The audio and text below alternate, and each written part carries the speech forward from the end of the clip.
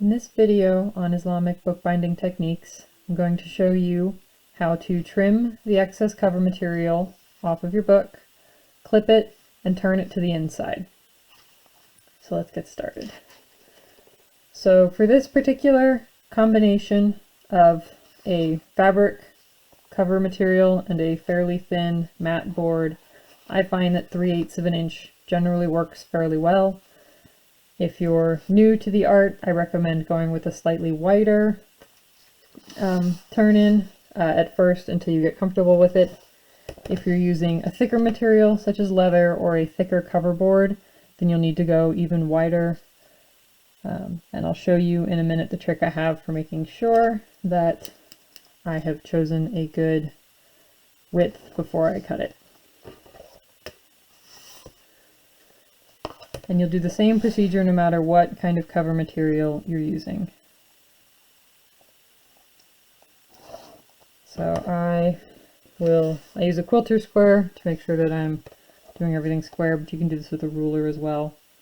And then I use a pencil to mark a line on the back. If I'm doing leather and a pencil won't work, I could use a chalk pencil or something similar. So before I cut it, I like to fold it in and then fold it back on the line I drew, and make sure that the amount of material that will be left behind is a good amount for me, what I think is good. So for instance, this one was done with 3/8 of an inch. As you can see, it's a good amount. You want enough to be able to easily fold it over and glue it down. You don't want so much that you can very clearly see it, because once you've glued down the doublures, you'll be able to see the indent of the cover material that's been folded over. So my goal is to keep it fairly close to the edge, but still have enough to be easy to glue down. You can choose to do things however you like. So once I've traced my edges around the front, I'll trace my edges around the back, double check that I still am content with that 3/8 inch, and then I'll cut them.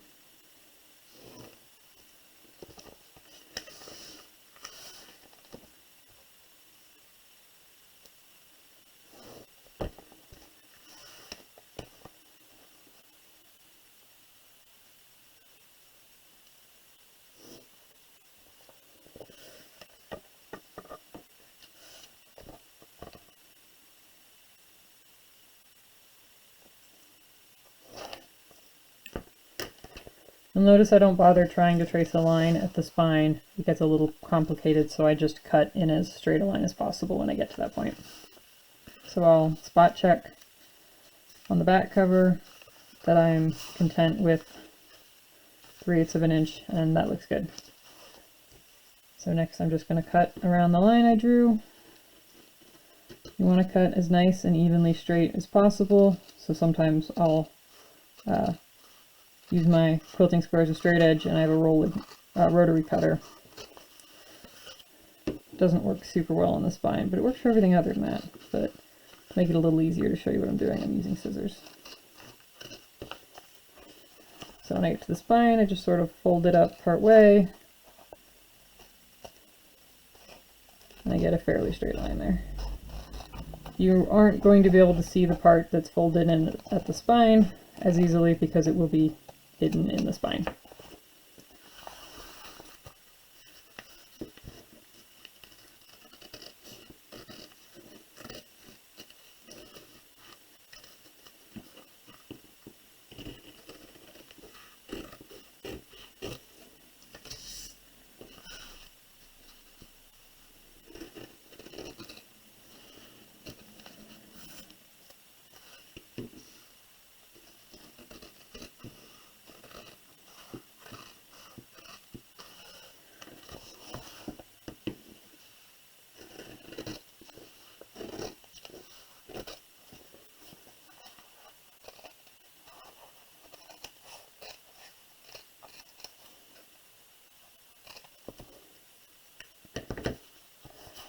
Alright, so now we've trimmed it. The next step is to clip the corners. Well, actually, the next step is to clip the spine. As you see, if you try and fold it over, it doesn't really work here at the spine. You've got this extra material that doesn't really have anywhere to go. So what I'll do is I'll stand the book up kind of 90 degrees, and I'm going to cut a little clip that goes from the corner edge of the cover board out on a diagonal. It doesn't need to be a particularly steep diagonal. I generally shoot for about 45 degrees, but that's just me. The point here is that when I fold it in, I will be able to fold it in nicely and flat, and it won't have any bumps here. If you've folded down your end band core material like I have here, you'll end up with a slight bump here, so you want to reduce the amount of extra material you'll put on top of that. And then you'll do the same thing on the back side.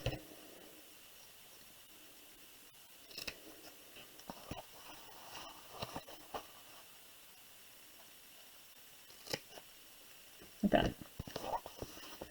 So, at least near the spine, all of our cover material can fold in nicely. But then if you try and do that, you'll notice that the corners, we end up with some extra bulk that we don't really want.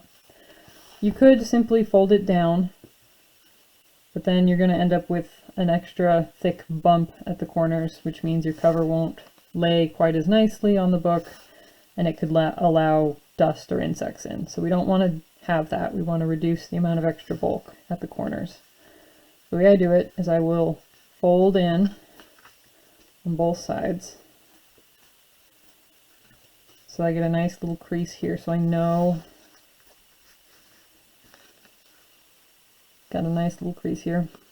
And then I will take the two sides of the corner, pinch the little extra flappy bit that's sticking up, and fold it back and forth a few times to crease it.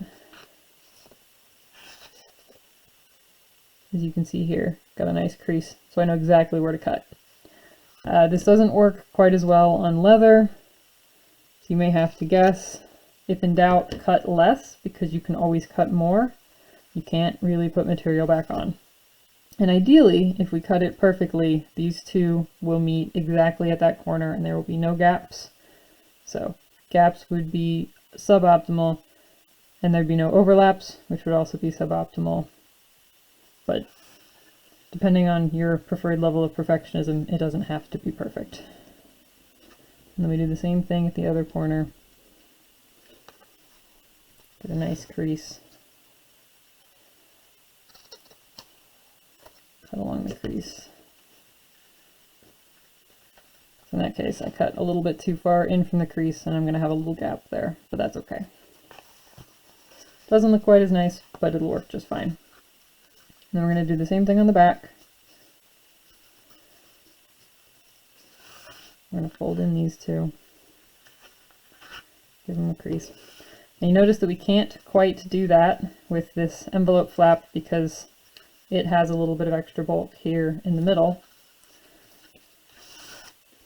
So we're going to do pinch those, pinch that middle bit, and kind of give it a little bit back and forth a couple times to crease it. This one's a little harder to do. So I will cut on the inside of the crease lines for starters.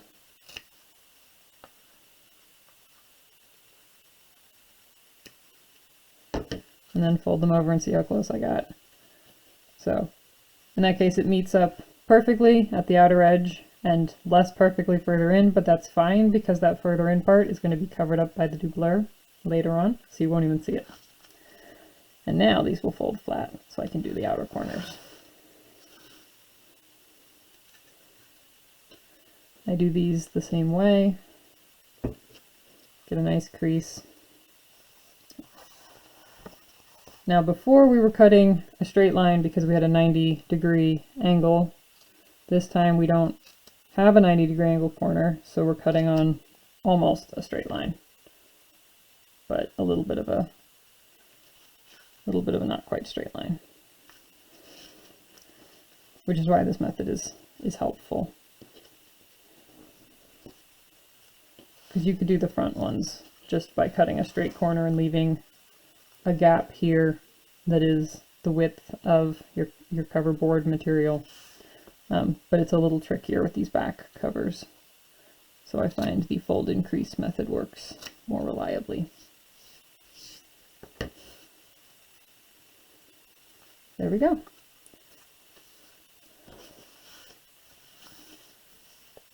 So it's been trimmed and clipped except for the spine.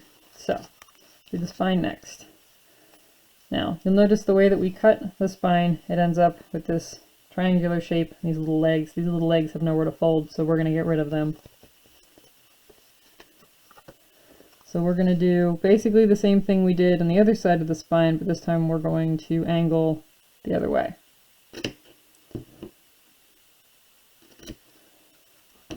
So we're going to end up with a triangle that angles the other way.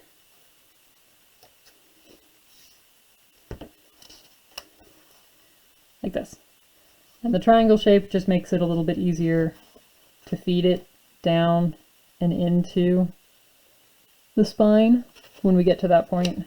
I'm not going to, and we'll glue it down later, but I do that one of the last steps. So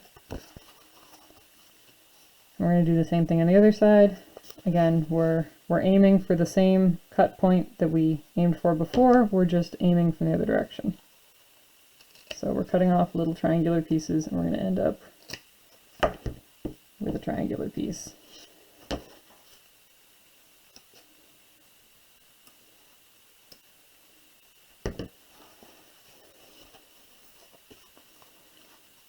Like that. Alright, so we've now clipped everything. Time to start gluing. So I use a starch-based glue, which comes out more like a paste. So I use my fingers to apply it. Works better. Doesn't really matter if you do front or back first. It's kind of a personal preference thing. Sometimes I find it easier to do the front first, sometimes I find it easier to do the back first. But you're just going to apply a thin amount of glue to the part of the cover that you're going to fold over, and then you're going to fold it over, press it nice and flat, make sure the glue holds it. You can do a little bit of jiggying here at this point to try and get the corners to match up more nicely, especially with a cloth cover, because cloth has a little bit of give to it.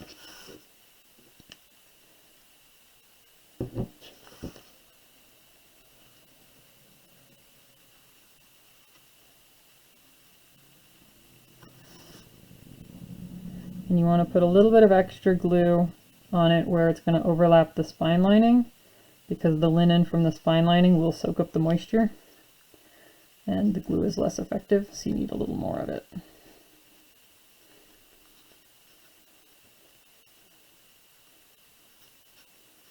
Wipe away the excess that got out.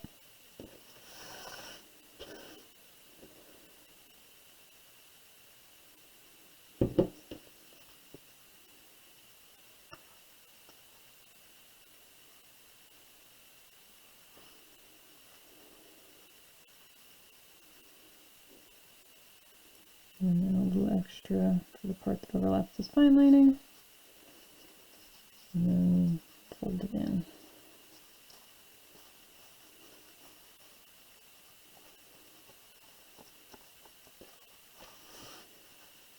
Like that. And then take a piece of parchment paper, put it in there so that any glue that did leak out around the edges won't accidentally glue itself to your last piece of paper. Flip the paper over, we're going to do the front.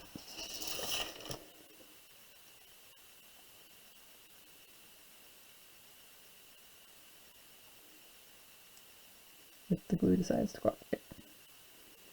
There we go. The downside of using starch-based glues is that they tend to lump up. You can smear them out nice and easy, but they do lump. They are more historically accurate though. So if you're going for historical accuracy, wheat starch glue is a good option. It is readily available today. Other glues, such as those made from fish or snails, are more difficult to get. Basic if you make them yourself.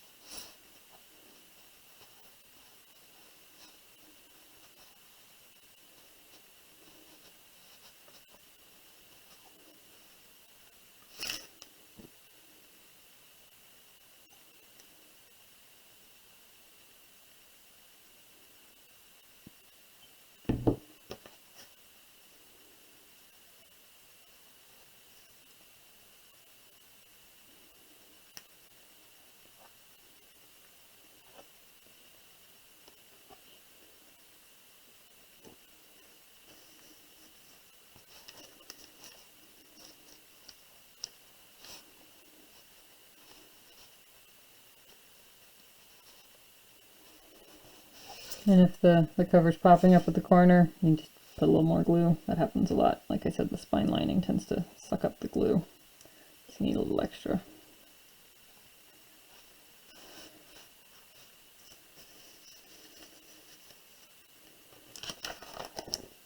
And there's the front. And we'll go ahead and tuck a piece of parchment paper in there too. Because again, we don't want the glue that leaks out, if any, to accidentally glue itself to the pages. These little tabs here at the spine you can do at any point in the process from here to the end. We'll go ahead and do them now. So I'm going to open the book back out. Normally I do them later, but we'll go ahead and demonstrate it. Carefully open the book back up. And I'm going to take a little bit of glue and put it on both sides, and then I'm going to kind of curl it under. A toothpick or the back end of a paintbrush or something can be helpful here to get it to go all the way down the way it's supposed to. I'm using the sharp tips of my scissors.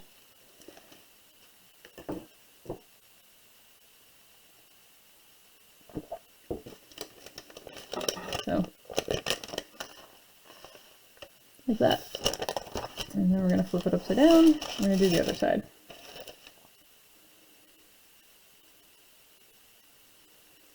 So a little on the inside to keep it glued to itself. Not that much, just a little. And then a little on the outside to glue it down nicely to the spine. Take your pointed but not particularly sharp object and kind of tuck it down in there. Like that. And then put our parchment paper back. The way I usually do it is I will curl the envelope flap to the inside and then put it so that there's parchment paper in between the envelope flap and the front cover. And then I'll go put it in the press. One option you do have for the spine pieces, if you're doing a leather binding, you can do what's called a tab, where you can either cut them flush with the boards, or you can cut them just slightly over and sort of hand curl it down so that it doesn't actually go down into the spine, it just sort of rests on top. Those are options if you want them, but that really only works with leather